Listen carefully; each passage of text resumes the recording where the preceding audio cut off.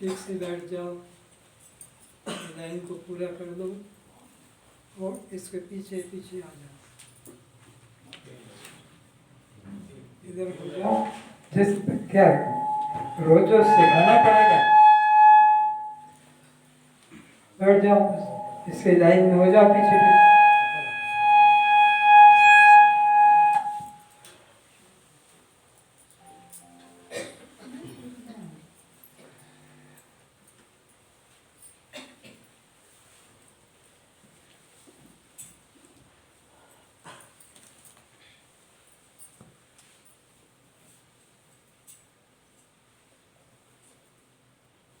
दो व्यक्ति बैठते जाओ, महिलाओं में भी दो एक एक पर बैठो, एक एक लाइन में।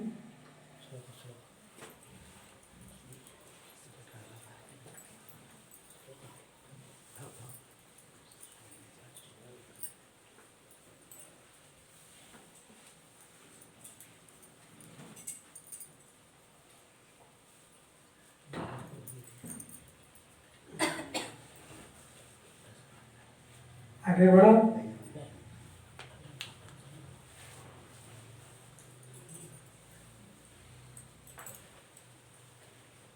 तुम लोग पीछे लाइन छोड़ दो जगह निकलने के लिए, पीछे आ जाओ। ये लाइन छोड़ दो ना जगह, पीछे चले जाओ।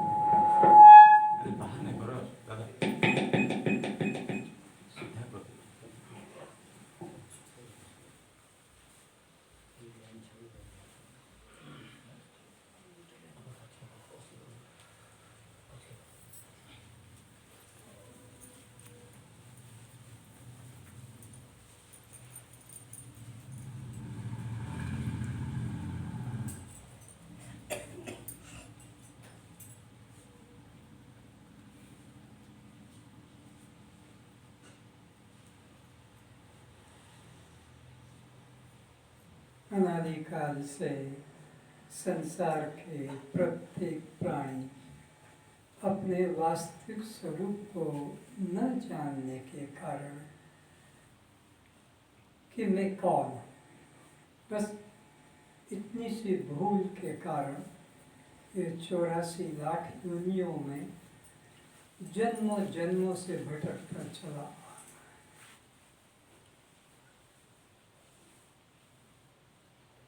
जब मानव जीवन प्राप्त होता है तो फिर यह उन्हीं भूलों को दोहराता है जो पिछले जन्म में की थी। पिछले जन्म में जो कष्ट भोगता है तो भगवान से प्रार्थना करता है, अब ये गलती, अब ये अपराध, ये भूल मैं नहीं करूँगा प्रभु। हे मुक्तिदाता, हे नारायण, मुझे इस गर्भ यंत्रणा से बाहर करो। भगवान इसकी प्रार्थना सुनकर, इसके दुख देखकर इसको गर्भ से बाहर कर, पर गर्भ से बाहर आकर फिर यह वही मैं मेरा तू तेरा में लग जाता।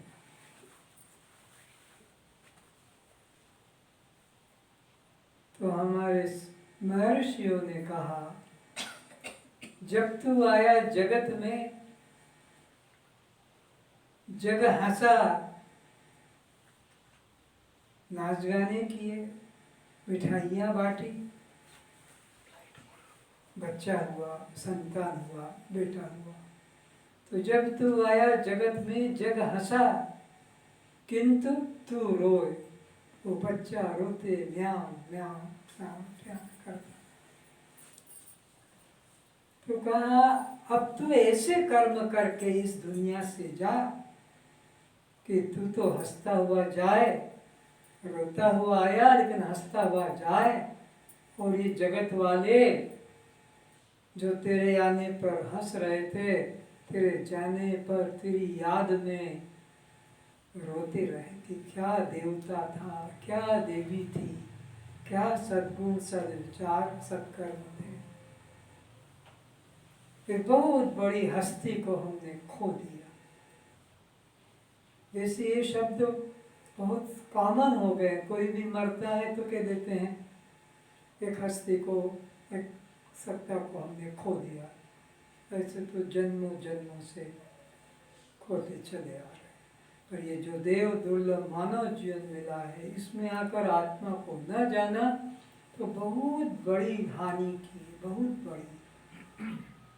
क्योंकि ये देव दुर्लभ योनि जिसके लिए देवता तरसते हैं वो मिला, उनसे खो दिया विषयों में, इसलिए उसको आत्महत्यारा कहा। तो अष्टावक्र जी पिछले कुछ दिनों से हमको यही उपदेश करते हैं कि हे राजन, हे जीवात्मा, तू देह नहीं है, तू देह से भिन्न पृथक दृष्टा साक्षी आत्मा है। बस इतना ही निश्चय करना है, साधन कुछ करना नहीं। साधन की बात को दिमाग से फेंक दो, निकाल कर गठरी बांध कर उसको अग्नि में जला दो जहाँ साधन की बात है। क्योंकि साधन वहाँ करना पड़ता है जहाँ साध्य दूर होता है। आप कहीं से आए हैं, ये स्थान आपसे दूर था, ये व्यक्ति आपसे दूर था, साधन करके आए। अब घर जाना है तो भी साधन करके जाना। पर परमात्मा आत्मा ऐसी कोई हमसे पृथक सत्ता नहीं जिसको पाने के लिए कुछ योग यज्ञ जप तप पूजा पाठ व्रत उपवास ध्यान धारणा आदि करना पड़े। और करते हो और उससे जो मिलता है वह सत्य नहीं, वो नाशवान। साधन से जो चीज आप प्राप्त करते हो वो पदार्थ तो नश्वर होता है। तुमने देखा, करके देखा, कर रहे हो, धन पैदा किया, पुत्र पैदा किया और पद प्राप्त किया, जो भी धीरे धीरे वो नष्ट हो जाता। तो परमात्मा के तरफ साधन की बात को मन से निकाल देना। परमात्मा तो नित्य हमारा स्वभाव है। अग्नि से उष्णता, क्या साधन करने से अग्नि में उष्णता आई? सोचो इन छोटी छोटी बातों को, घरेलू बातों में वेदांत छुपा है। क्या बर्फ में कुछ मिलाने से ठंडक शीतलता आएगी? क्या चीनी में कुछ मिलाने से मिठास आएगा? वो स्वभाव से मीठा है, वो स्वभाव से ठंडा है, वो स्वभाव से गर्म है, ये स्वभाव से मुक्त है। इसलिए इसकी मुक्ति के लिए साधन की आवश्यकता नहीं, केवल अविचार से बंधन लगा है, विचार से मुक्त हो जाता है। अविचार से जो कभी खोया नहीं उसे क्या खोज सकोगे? वो खोज में मिलेगा। जो कस्तूरी मृग से बाहर है नहीं, वो खोजने से नहीं मिलेगी, विचार करना होगा। तो अष्टावक्र जी कहते हैं, हे राजन तू इतना विचार कर ले।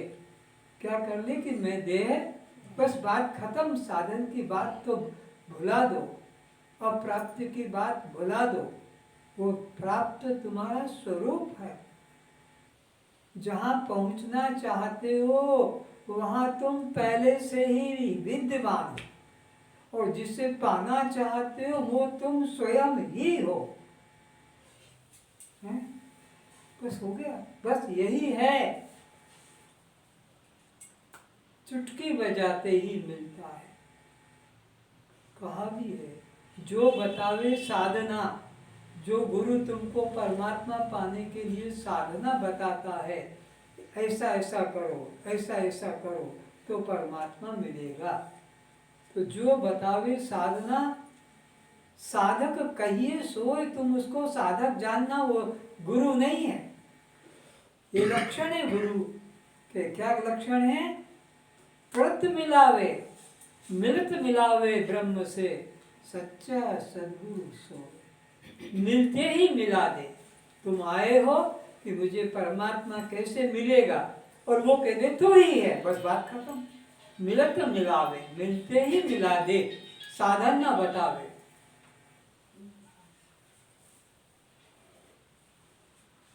कोई पागलपन लेके फिर यहाँ आया है। कल एक पागल था, आज दूसरा पागल कोई तैयार हो गया। इनको पता नहीं कि ये बेशर्म लोग कहाँ जा रहे हैं।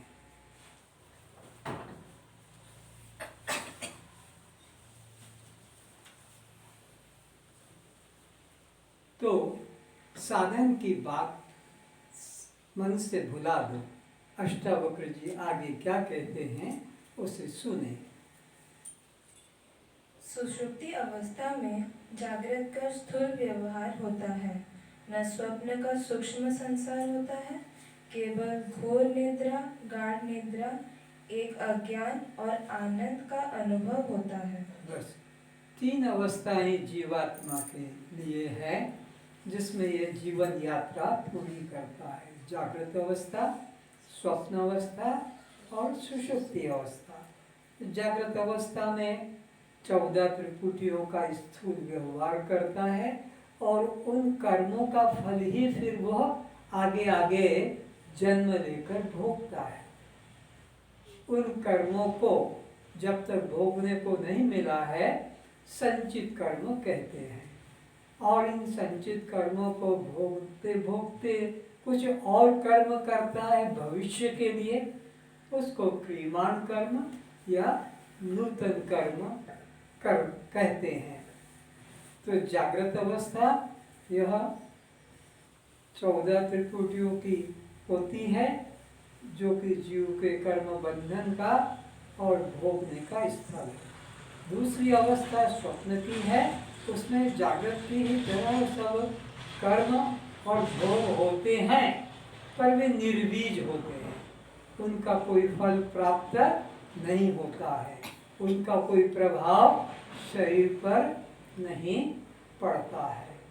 फिर एक अवस्था आती है सुषुप्ति, जिसको कहते हैं गहरी नींद, गाढ़ नींद। वहाँ पर न स्थूल शरीर की क्रियाएं हैं न सूक्ष्म शरीर की, वहाँ केवल एक अज्ञान बना रहता है, जिसमें कोई विषय ज्ञान, संसार का ज्ञान, अपना और पराया ज्ञान, मैं और यह का ज्ञान, देह तक का भान ही नहीं, केवल एक अज्ञान और आनंद की अनुभूति रहती है, जिसे सुबह उठकर वो प्रकट करता है इंद्रियों के माध्यम से। अनुभव होता है सुषुप्ति में।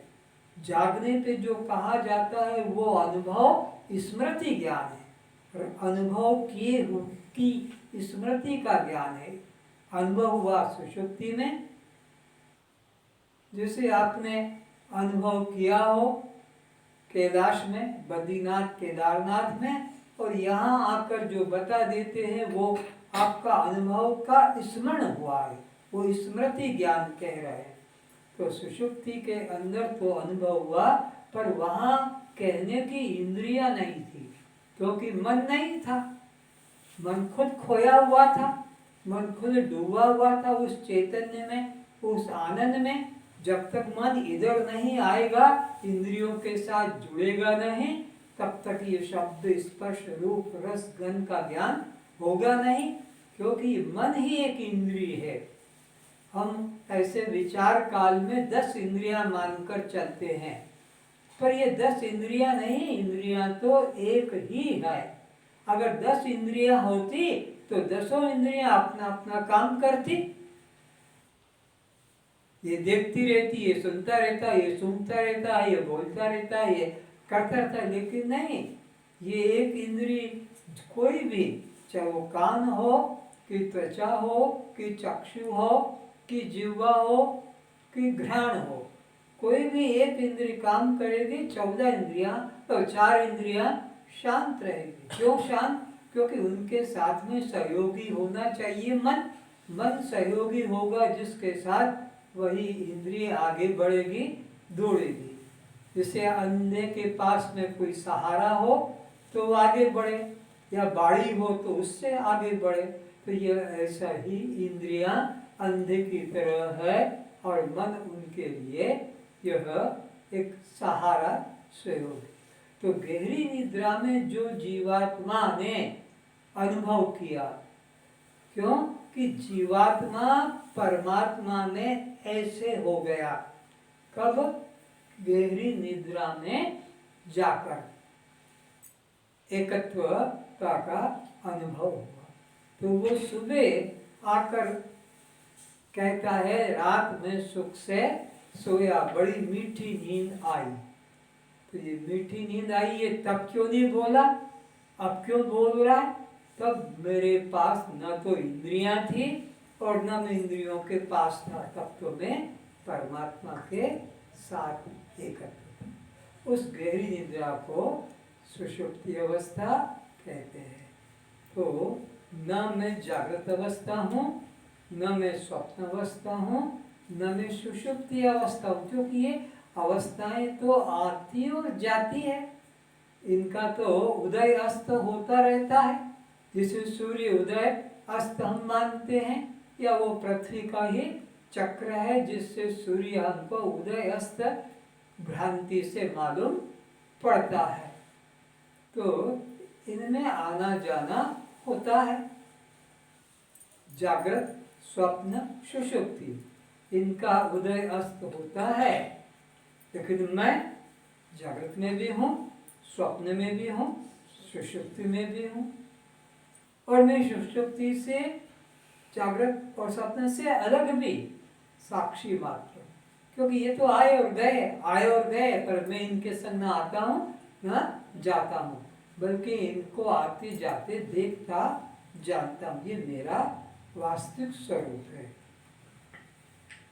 यहाँ अहंकार का कर्ता भाव मैं हूँ, इसका भी पता नहीं चलता है। किसको? इस जीवात्मा को मैं करता हूँ, इस अहंकार का भी वहाँ पता नहीं लगता, क्योंकि अहंकार तो पहले देह भाव जगता है, तब फिर देह के साथ अहंकार जगता है। वहाँ तो गहरी नींद में देह भाव नहीं, किसी प्रकार का अहंकार भी नहीं होता है। केवल श्वास चलती रहती है। भोजन पचना, मल मूत्र, रक्त बनना, रोम निकलना, घाव भरना का काम प्रकृति द्वारा स्वतः चलता रहता है। ये सब काम होते रहते हैं, वो मुझे करना नहीं। अगर ये मेरे करने से होते तो फिर मेरा शरीर उतने समय तक ज्यों का त्यों न भोजन हजम होता, न रक्त बनता, न प्राण चलते, न घाव भरता, न कोई प्रकार का मेरे को रोम, दाढ़ी, मूछ के बाल बढ़ते, न नाखून बढ़ते। लेकिन नाखून भी बढ़ते हैं, दाढ़ी मूछ के बाल भी बढ़ते हैं, अंगों में विकास भी होता है, हमारे घाव भी भरते हैं, भोजन भी पचता है, रक्त भी, ये सब हो रहा है। लेकिन मैं तो सो रहा हूँ। तो ये सिद्ध हो गया कि ये सब काम मेरे, अगर मेरे होते तो मेरे बिना ये सब काम कैसे हो जाते। तो ये काम किसके? प्रकृति के हैं। प्रकृति क्रियमाणानि गुणे कर्माणि सर्वशः अहंकार विमूढ़ आत्मा कर्ता नीति मन्यते। यह सत्वगुण और ये रजोगुण और ये तमोगुण, इन तीनों गुणों के द्वारा ये सब कर्म होते हैं। मैं तो केवल एकमात्र इनका साक्षी हूँ। आए और गए मैंने जाना, आए और गए मैंने जाना, मैं ना आता हूँ और ना जाता हूँ। ये सभी क्रियाएं तीनों अवस्था में निरंतर बिना हमारी चेष्टा के होती रहती हैं। जागृति में अहंकार मजबूत रहता है, स्वप्न में छाया रह जाती है, स्वप्न से सुषुप्ति हो जाने पर अहंकार की छाया भी मिट जाती है। यहाँ तमोगुण प्रधान रहता है। पश्यन्ति प्राणी हृदय स्थान, कारण शरीर, अभिमानी जीव प्राग कहलाता है। तो तीन शरीर हैं, स्थूल शरीर, सूक्ष्म शरीर, कारण शरीर। जागृत में स्थूल शरीर होता है, स्वप्न में सूक्ष्म शरीर होता है और सुषुप्ति में कारण शरीर होता है। जागृत का अभिमानी विश्व कहलाता है, यही जीव। स्वप्न का अभिमानी यही जीव तेजस कहलाता है। सुषुप्ति का अभिमानी यही जीव प्राज्ञ कहलाता है।